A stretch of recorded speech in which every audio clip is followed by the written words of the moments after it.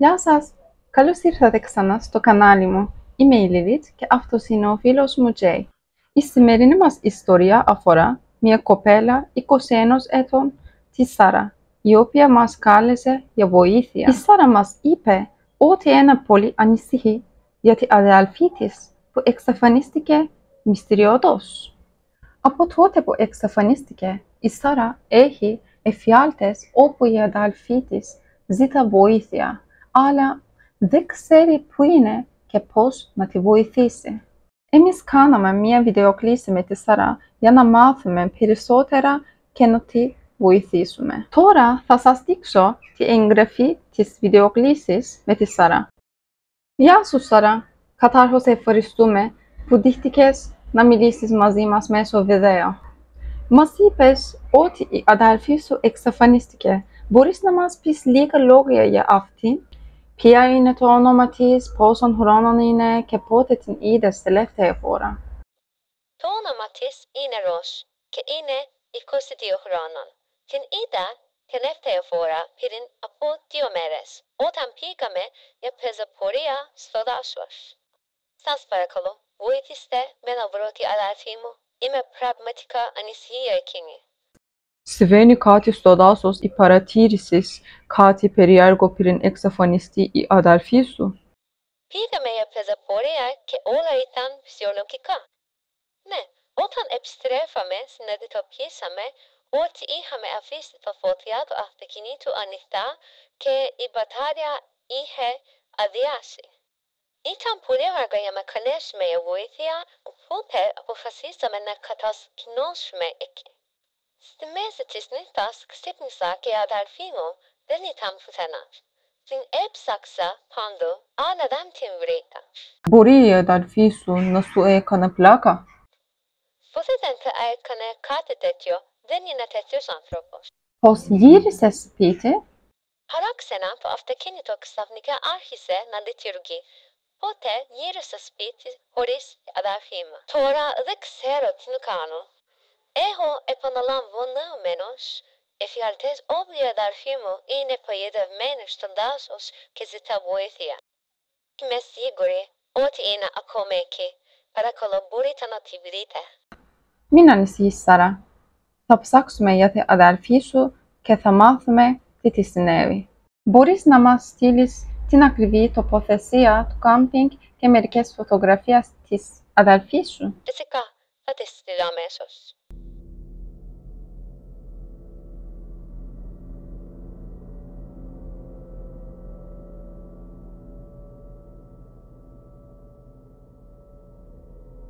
Οδηγούμε σχεδόν μία ώρα. Πόσο ακόμα έχουμε? Ναι, πήρε λίγο χρόνο, αλλά νομίζω ότι είμαστε περίπου 10 λεπτά μακριά. Τι θα κάνουμε αν δεν βρούμε τη Ροζ μετά από τόσο δρόμο? Ηρέμησε και σκέψου θετικά. Τουλάχιστον προσπαθήσαμε. Ελπίζω να βρούμε τη Ροζ.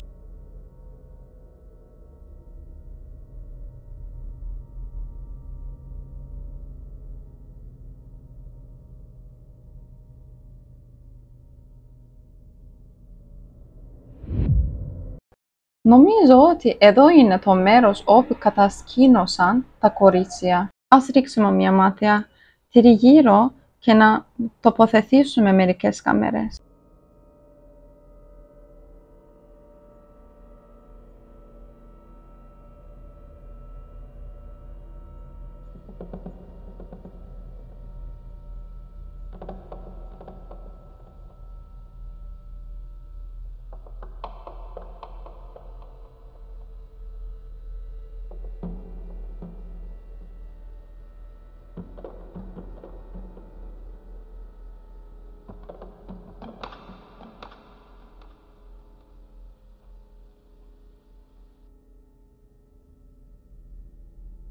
Βλέπεις τίποτα? Δυστυχώς όχι. Περιμένουμε πάνω από μία ώρα και δεν υπάρχει κανένα ίχνος της Ροζ. Έχει αργήσει πολύ. Lilith, νομίζω ότι πρέπει να πάμε σπίτι. Ίσως η Ροζ έχει ήδη επιστρέψει. Καλά, ας περιμένουμε μέχρι τις 11. Αν δεν δούμε κανένα σημάδι της Ροζ, θα φύγουμε.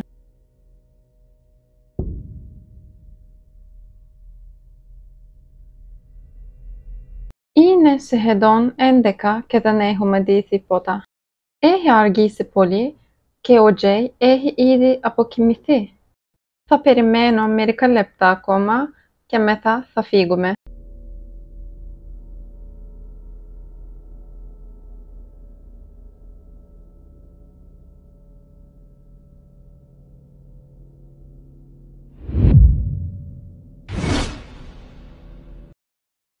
Τζέι, ξύπνα, είδα κάποιον, ας πάμε γρήγορα.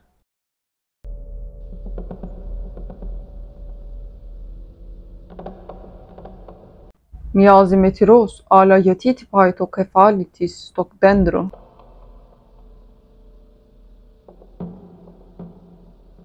Δεν ξέρω, ίσως είναι εκνευρισμένη επειδή δεν έχει πάει σπίτι για 2 μέρες.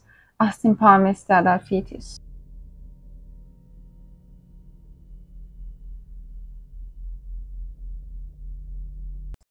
Ροζ, θυμάσαι τι συνέβη?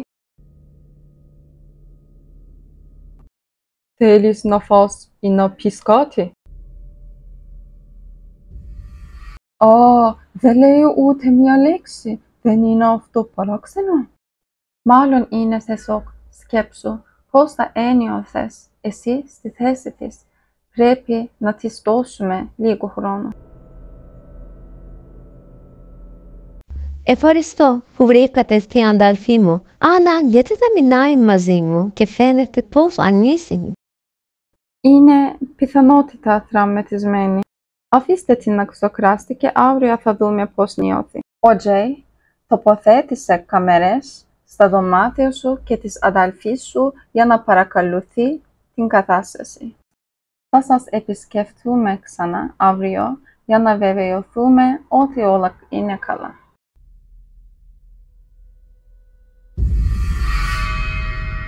Σάρα, Ροζ, είστε στο σπίτι?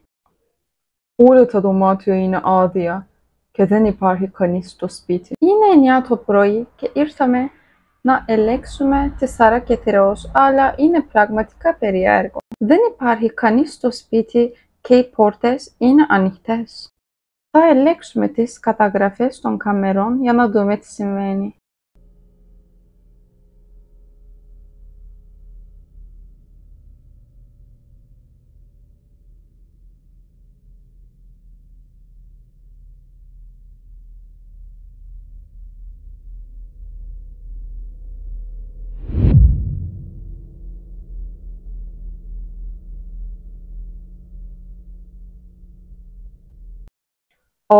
Όχι, κάτι πραγματικά περίεργο συμβαίνει με το αδελφή της. Τι είναι αυτό? Το δέρμα του προσώπου της έπεσε το πάτωμα. Θεέ μου, αυτή δεν είναι η Ροζ.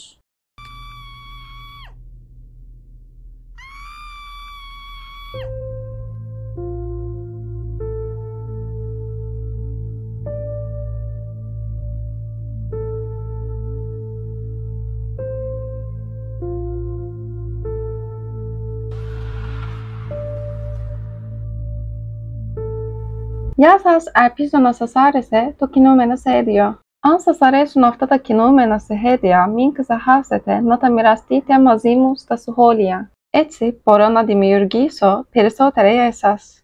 Αν έχετε παραφυσικές ιστορίες που θέλετε να γίνουν κινούμενα σχέδια, μοιραστείτε τις μαζί μου στα σχόλια. Αν θέλετε περισσότερα τέτοια περιεχόμενα, εγγραφείτε στο κανάλι, αφήστε σχόλια και πατήστε like στο βίντεο.